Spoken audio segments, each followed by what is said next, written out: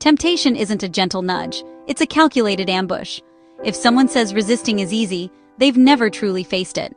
Satan knows exactly what we're drawn to. He doesn't tempt us with what we don't want. He wraps our deepest desires in dangerous packaging, hoping we'll take the bait. His goal is to trip us up, sabotage our walk, and separate us from God. When temptation came for me, I didn't see it coming. I was used to being surrounded by men I wasn't attracted to, emotionally immature, aimless, unmotivated. I had grown comfortable in that environment, so when I met someone who matched my exact type, I was completely unprepared. The timing and location were perfect. I'd traveled across the country with a man I felt indifferent toward. I was annoyed and couldn't wait to be away from him. As we boarded our return flight, I was thrilled to see he'd booked our seats separately. He knew I liked the window seats, so he got us window seats, one behind the other. He instantly regretted it. He tried to switch, claiming the seats were mixed up, but the ticket didn't lie. He had to sit down and stay put. I was ecstatic. I wasn't stuck on the aisle next to an antisocial narcissist. Instead, I was seated beside a man who looked like he'd stepped out of a dream.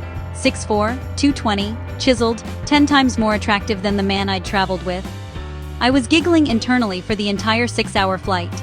From the moment we met, he was polite, well-mannered, intelligent, interesting, and comfortably well-dressed.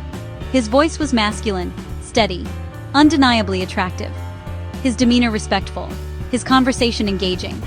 We talked the entire flight. He listened intently, asked thoughtful questions, and offered me everything: comfort, connection, attention. Each offer felt like a trap. I said no to everything, not because I didn't want it, but because I knew I couldn't accept anything from a married man. Would you like a pillow? A drink? Something to eat? My earpods? Wi-Fi? Yes, he was married, and that changed everything.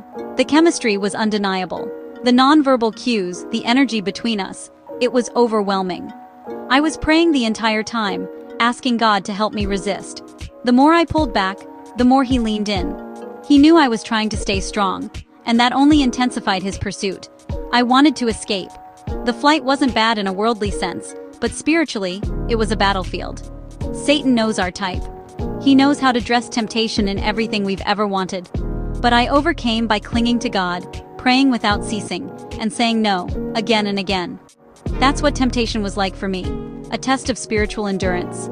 And I passed by resisting the enemy and holding fast to the word. Hallelujah.